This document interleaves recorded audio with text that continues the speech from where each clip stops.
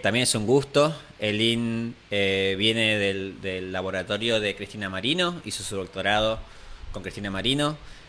Hasta hace poco estuvo en París, estuvo muy involucrada en el estudio de Mutual Information en distintos sistemas y hoy nos va a contar, bueno, también su experiencia en estos 10 años, qué ha aprendido, etcétera. Gracias, Bueno, Elin. Te muchas escuchamos. gracias, Gonza. Un placer compartir este día con todos ustedes y haber sido parte de la historia del RCG, por supuesto. Le voy a hablar de coevolución en virus y cómo este puede ser un mecanismo viral para escapar las estrategias inmunes y también generar resistencia a drogas. Pero antes le voy a contar qué estaba haciendo yo allá por el 2010. Arrancaba mi doctorado en el Laboratorio de Bioinformática y Biología Estructural que venía justamente de crearse en el Instituto Leluar.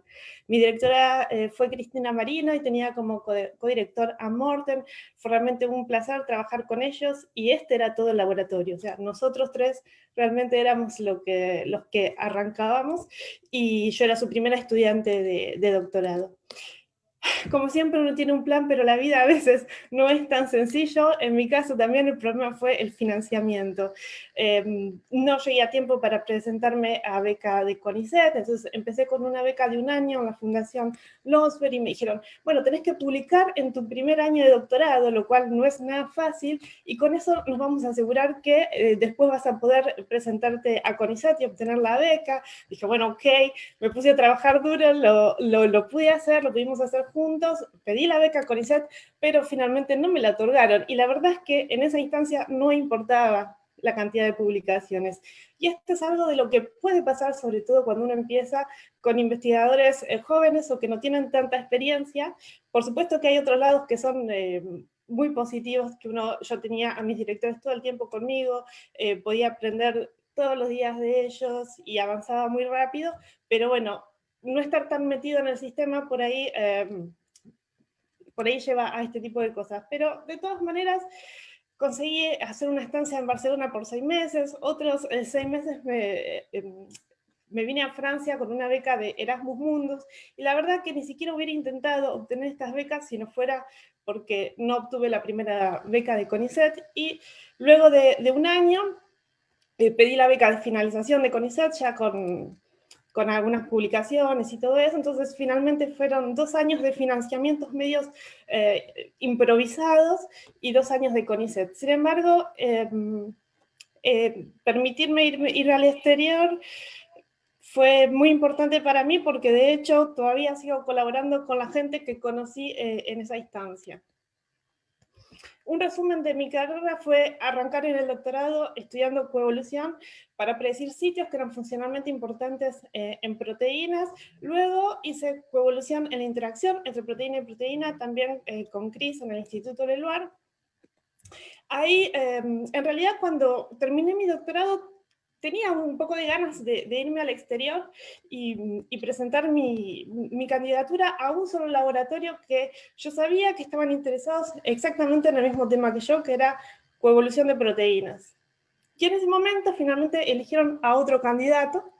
Me quedé muy tranquila en Buenos Aires, siguiendo trabajando con Cris. Luego entré a carrera de CONICET y en esos 3 años más tarde volvieron a contactarme de ese primer laboratorio para ofrecerme otro postdoc, de nuevo para seguir trabajando en coevolución de proteínas. Y ya con la entrada de carrera de CONICET no sabía bien qué hacer. Finalmente renuncié a mi carrera de CONICET y me vine a París a trabajar en Sorbona Université, a trabajar en coevolución en virus, y es un poco el trabajo que les quiero contar hoy. Este trabajo lo terminé hace poquito y empecé otro postdoc en Toulouse.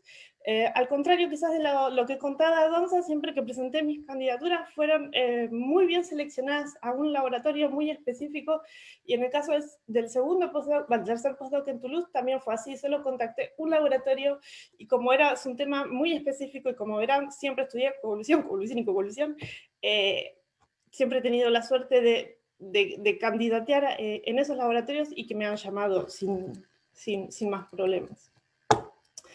Lo que le voy a contar hoy tiene que ver con el virus de la hepatitis B, y el interés para estudiar este virus es que una vez que una persona está infectada con el virus hay dos caminos posibles. Uno es tener una respuesta inmune óptima, donde se desarrolla una enfermedad aguda y normalmente se resuelve en 6 meses post-infección, y otra es cuando hay una respuesta inmune menos fuerte o subóptima, que hay menos inmunoglobulinas, y se hace una infección crónica. Esta infección crónica puede llevar la cirrosis, que con 10, 15 años puede llevar a cáncer de hígado o falla hepática, y la única solución en ese caso es el trasplante, y hay un riesgo de muerte del paciente.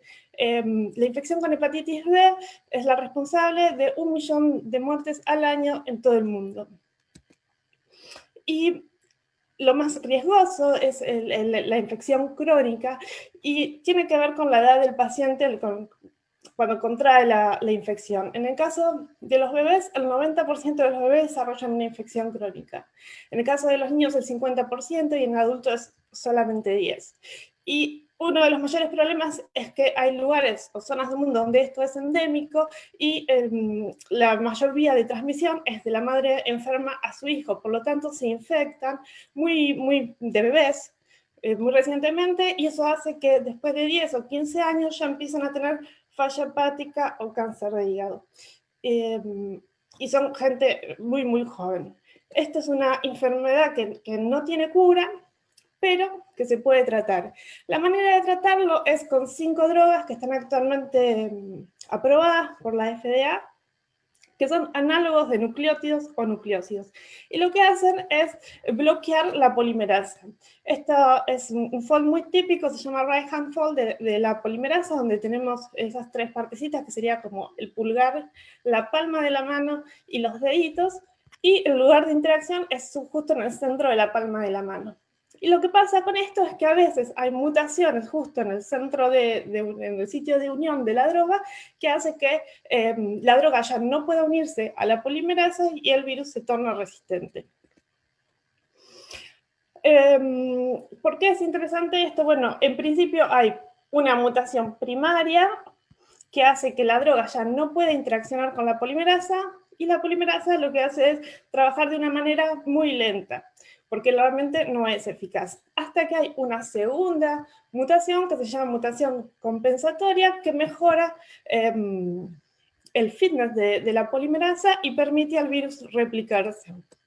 Entonces, lo que sucede típicamente es que un paciente tiene una población de virus wild type, y luego de tratamiento con una droga, por ejemplo, una más típica es la mibudina, el 80% de las personas tratadas, luego de 5 años, tienen una resistencia. Una resistencia es una primera mutación que hace que la droga ya no pueda unirse a la polimerasa.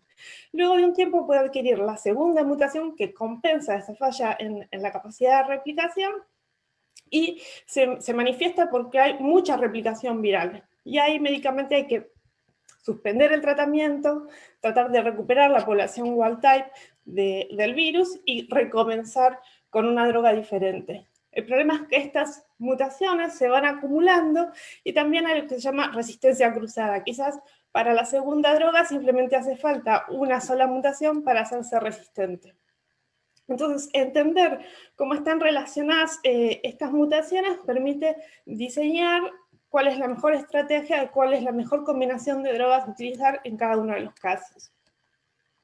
Y esta idea de tener una mutación primaria y una mutación compensatoria es justamente la idea de coevolución. Hay 2 aminoácidos, 2 posiciones en un alineamiento múltiple que cambian a la vez para restablecer o compensar una función proteica.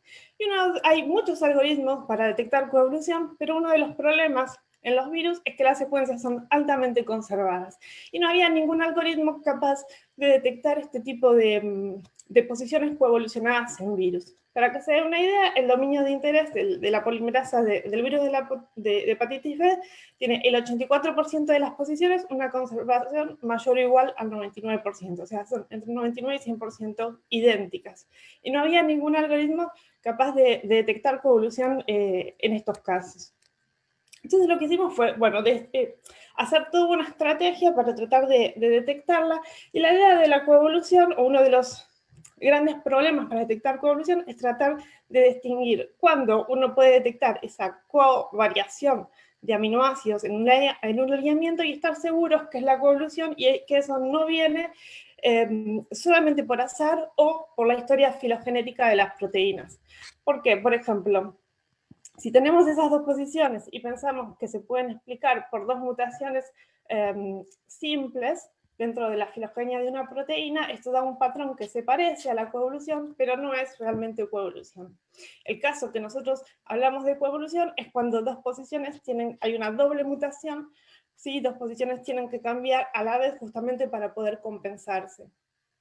Y puede haber todavía un grado más de evidencia de coevolución cuando uno encuentra que esos cambios que suceden al mismo tiempo han sucedido más de una vez en toda la historia filogenética. Entonces es algo que realmente uno puede estar seguro que hay una presión evolutiva en común en dos aminoácidos. Y nuestra idea fue simplemente, bueno, desarrollemos un algoritmo para detectar coevolución y fijémonos qué otras mutaciones, otras posiciones cambian cada vez que encontramos una mutación que es de resistencia a droga.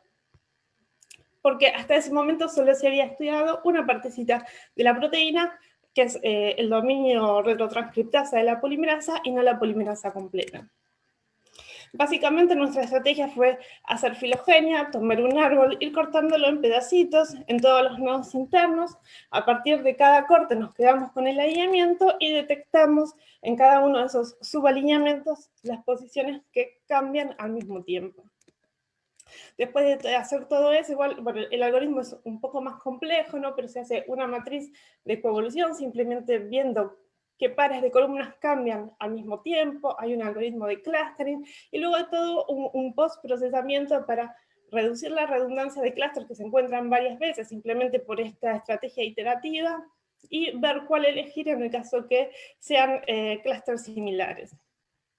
Pero la idea general de todo esto es, por ejemplo, estas son las mutaciones, que es en la posición 204 de esta proteína, por ejemplo, cuando hay un cambio de M a B, B es la mutante, hay una resistencia a antibiótico.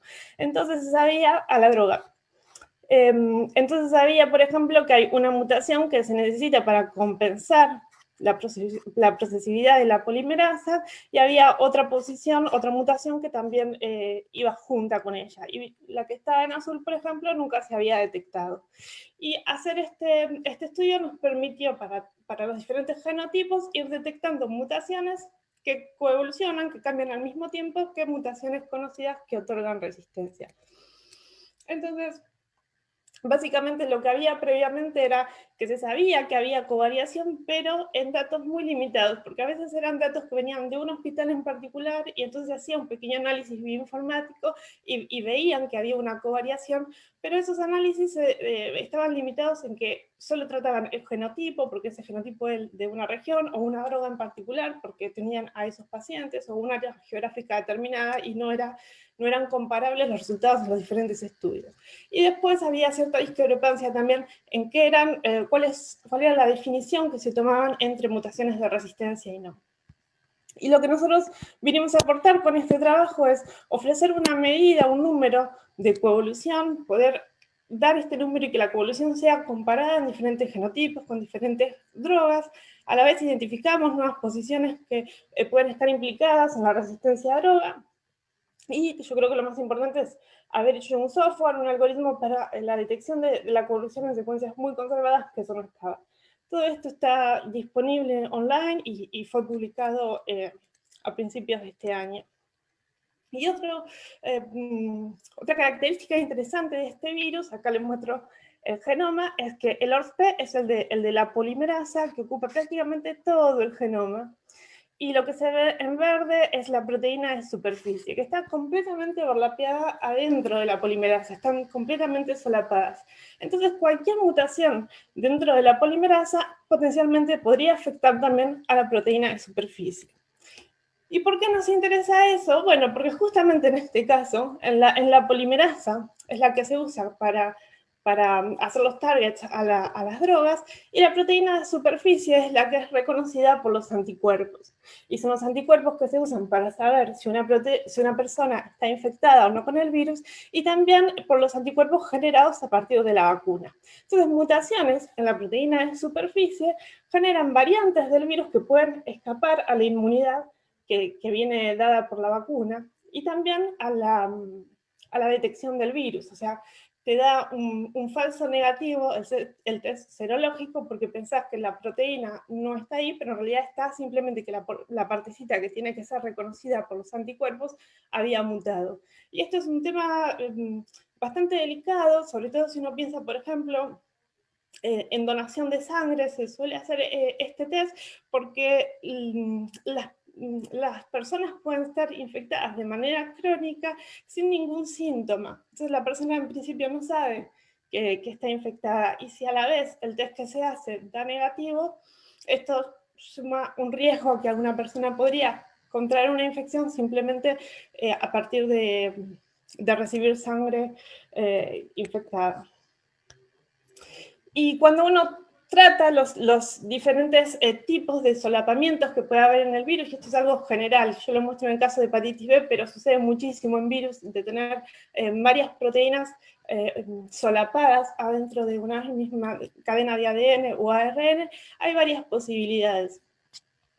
Es, por ejemplo, que estén dentro de la misma hebra, ¿no? Y acá vemos claramente cómo una mutación puede afectar dos aminoácidos a la vez en las dos proteínas, puede estar en la hebra complementaria y a la vez con un corrimiento del marco de lectura, o puede afectar a la hebra complementaria y estar en fase.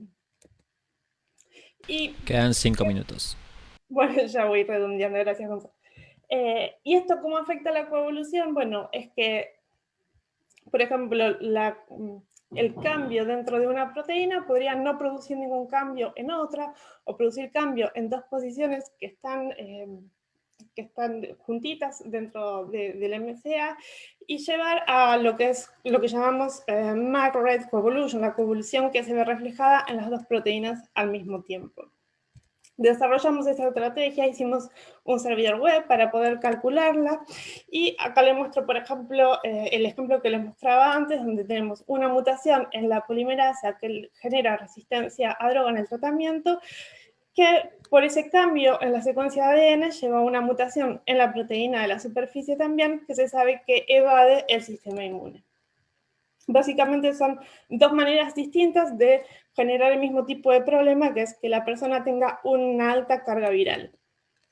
Finalmente quiero agradecer a todos los del grupo que hicieron el RCG, los primeros miembros originarios y los que están ahora, y por supuesto, bueno, agradecer a toda la gente que ayuda a desarrollar este trabajo.